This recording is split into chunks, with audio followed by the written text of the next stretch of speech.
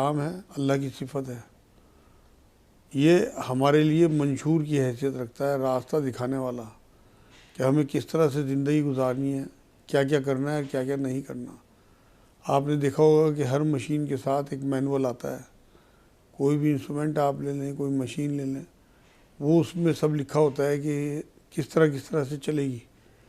انسان بھی ایک مشین کے طور پہ اللہ کی طرف سے آئی ہے، اور اس کے ساتھ اس کا مینول قرآن اللہ نے بھیجا ہے۔ قرآن ہمارے اخلاق درست کرنے، ہماری زندگی کو آسان کرنے اور ہمیں راستہ دکھانے والا ہے، حق اور باطل میں فرق کرنے والا، اسے فرقان بھی کہا گیا ہے۔ تو قرآن پہ ہی زندگی گزار کے ہم فلاح پا سکتے ہیں۔ قرآن زندگی کتاب ہے، متقیوں کے لیے ہدایت ہے۔ شروع میں ہی سورہ بقرہ کی جو 2 نمبر آیت ہے، اس میں اللہ رب العزت نے یہ بات فرمائی ہے، ذالک الکتاب لا ریب فیہ ھدی للمتقین۔ یہ وہ کتاب ہے جس میں شک کی کوئی گنجائش نہیں ہے، اور یہ متقیوں کے لیے ہدایت ہے۔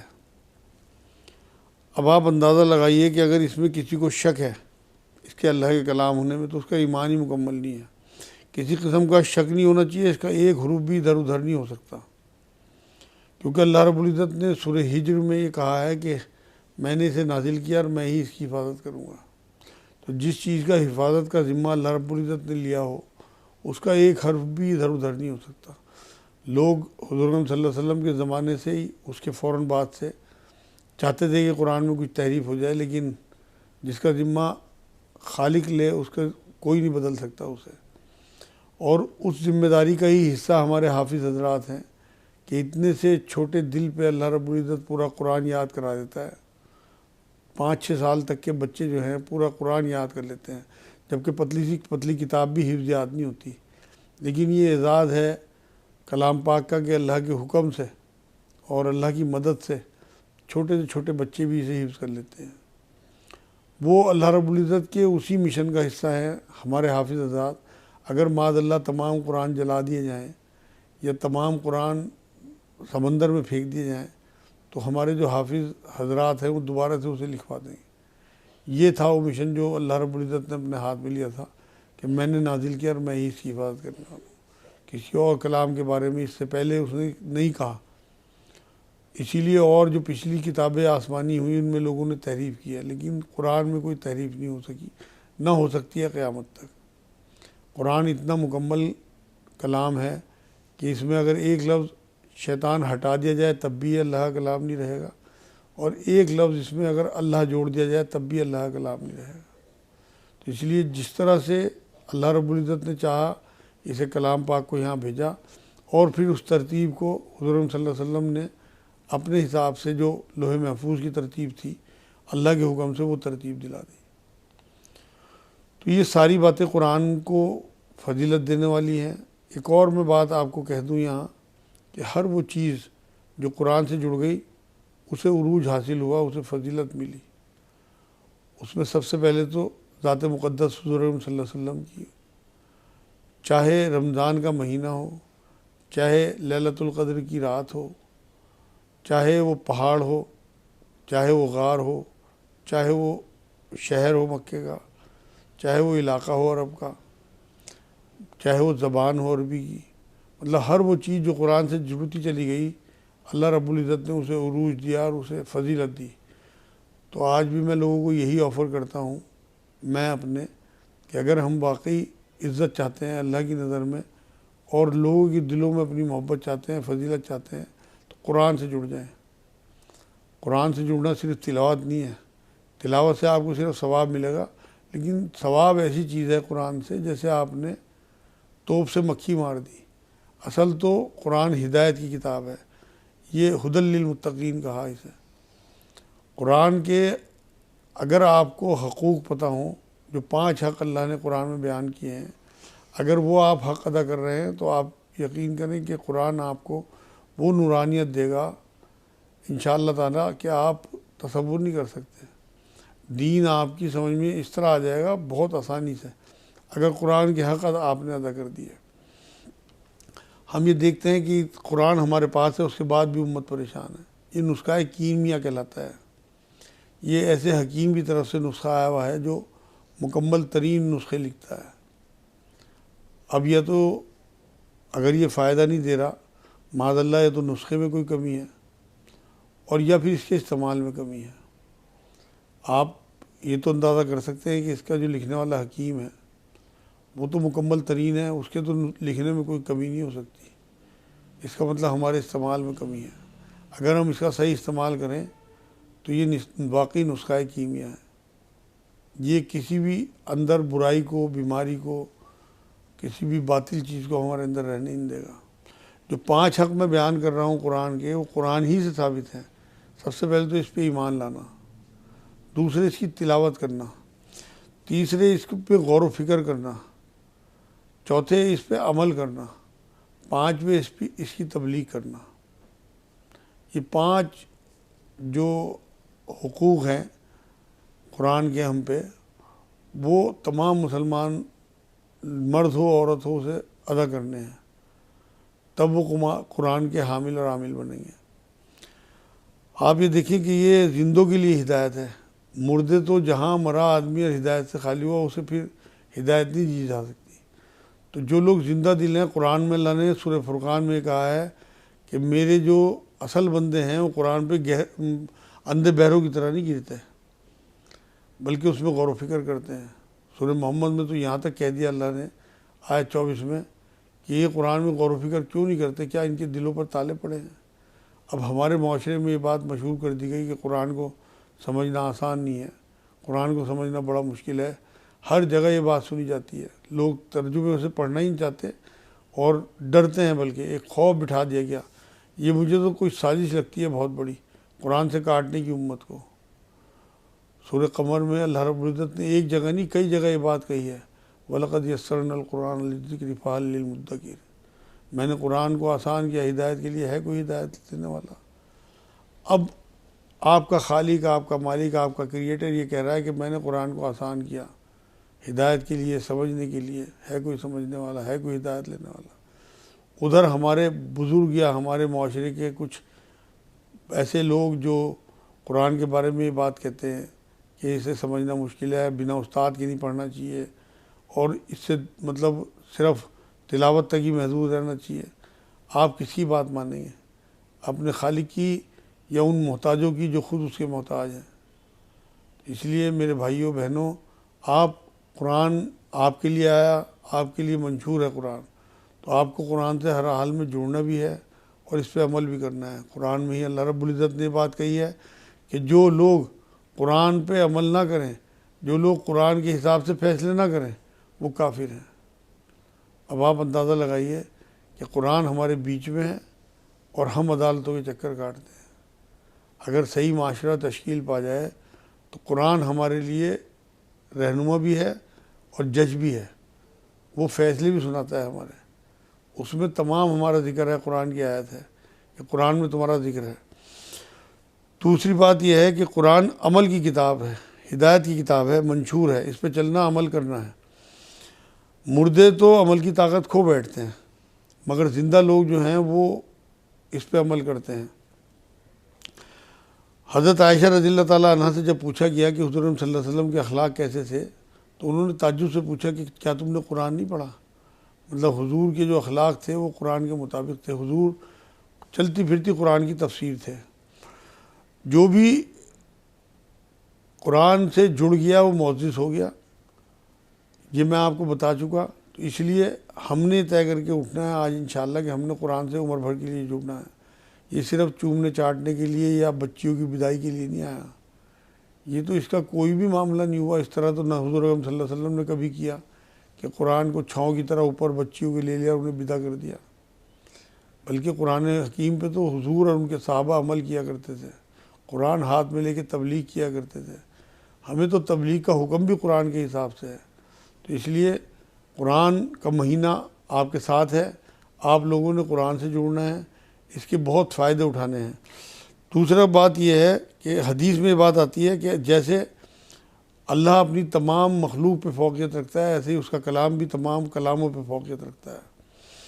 قرآن میں اللہ نے یہ بات کہہ دی کہ وہ جانوروں سے بدتر ہیں جو قرآن میں بنا سوچے سمجھے گرتے ہیں، اور قرآن کے بارے میں یہ بات کہی ہے کہ جو اس پہ عمل نہیں کرتے وہ جانور ہیں، بلکہ جانوروں سے ہی بدتر کہا۔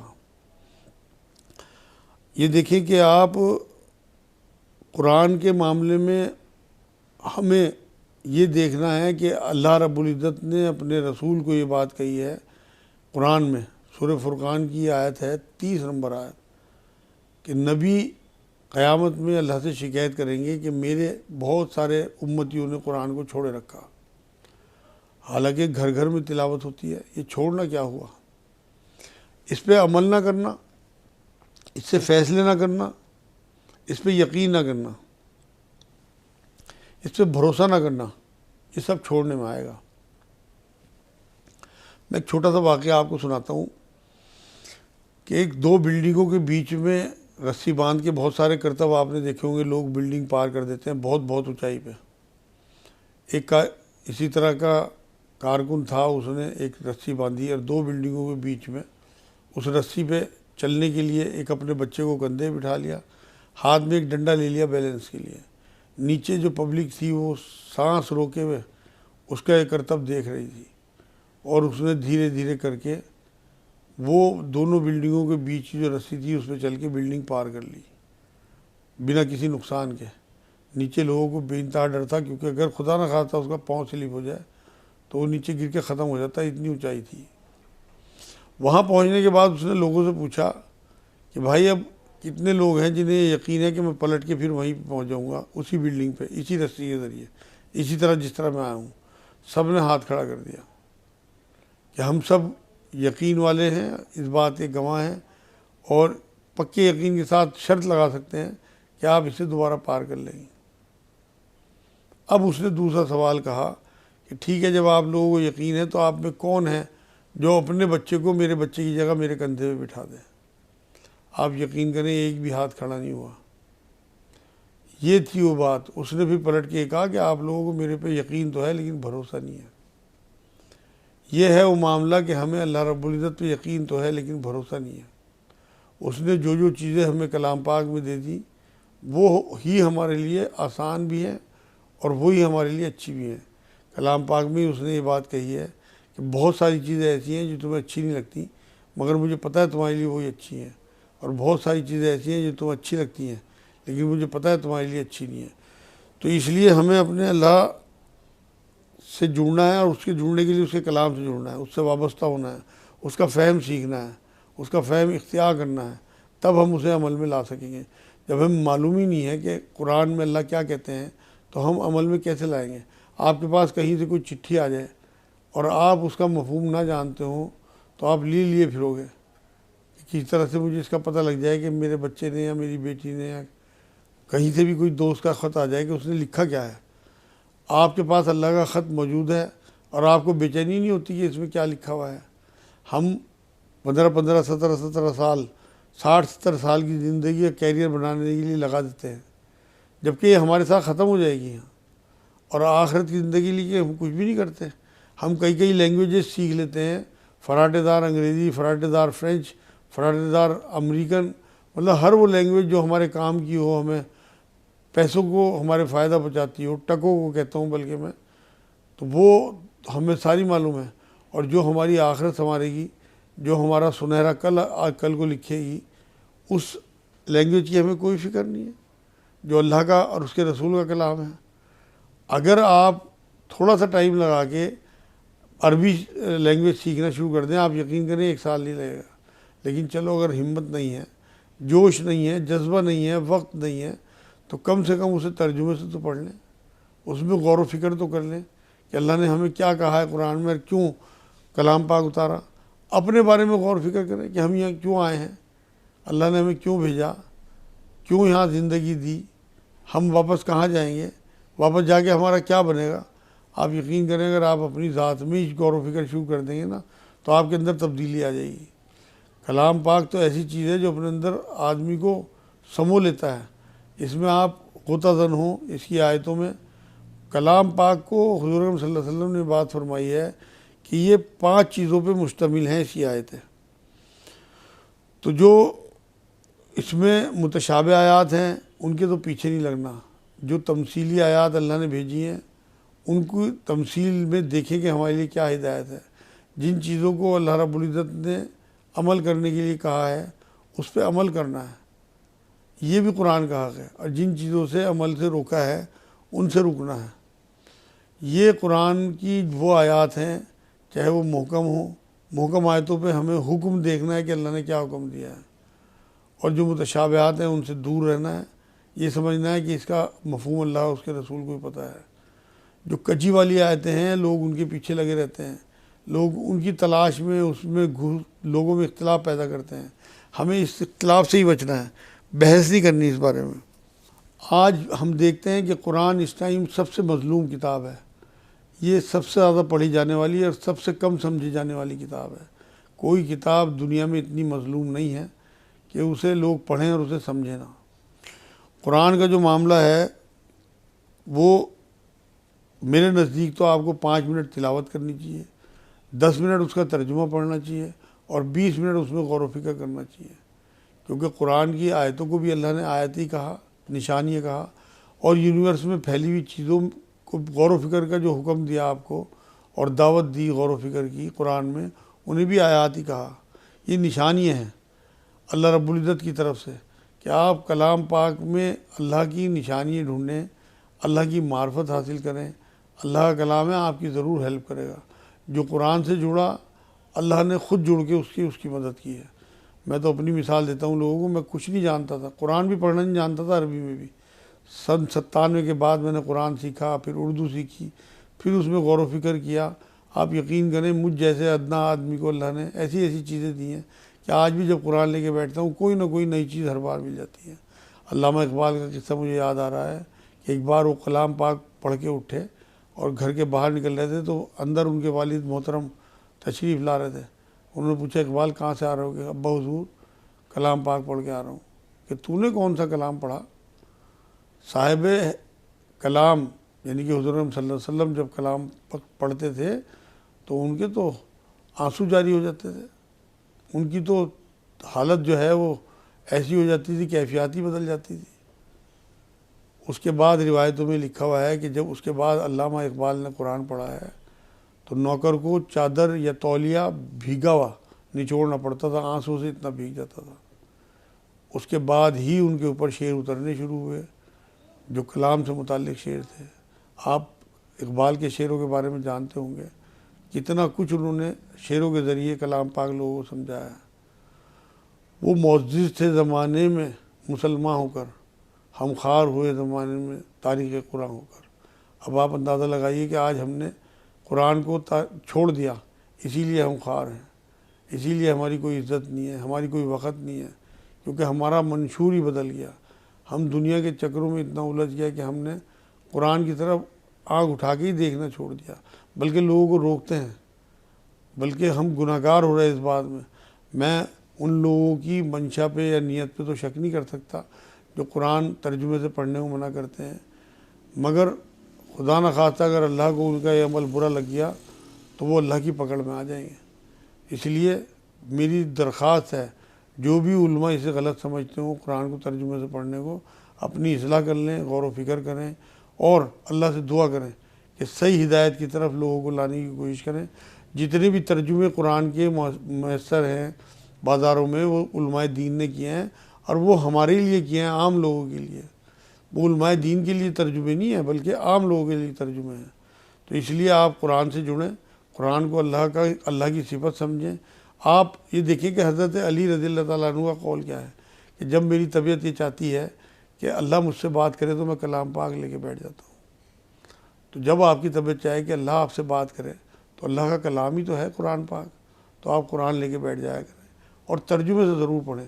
کوئی چیز سمجھ میں نہ آئے نشان لگا لیں، اپنے کسی ساتھی سے جو قرآن جانتا ہو یا اپنے کسی جاننے والے عالم سے معلوم کریں، انشاءاللہ تعالیٰ آپ کو کچھ دنوں کے بعد قرآن سمجھ میں آنے لگے گا، کیونکہ قرآن زندہ کلام ہے۔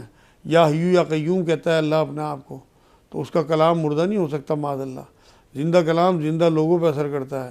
آپ جب کلام پاک کو یہ سمجھ کے لے کے بیٹھیں گے کہ میں نے یا حیو یا قیوم کا کلام پڑھنا ہے، تو آپ یقین کریں کلام پاک آپ سے باتیں کرے گا۔ قرآن میں اللہ نے کہا تمہارا ذکر میں نے اس میں اتارا ہے۔ تمام چیزیں اللہ رب العزت نے تمام تر چیزیں انسانوں کے لیے بنائی ہیں، انسان کو اپنے لیے بنایا۔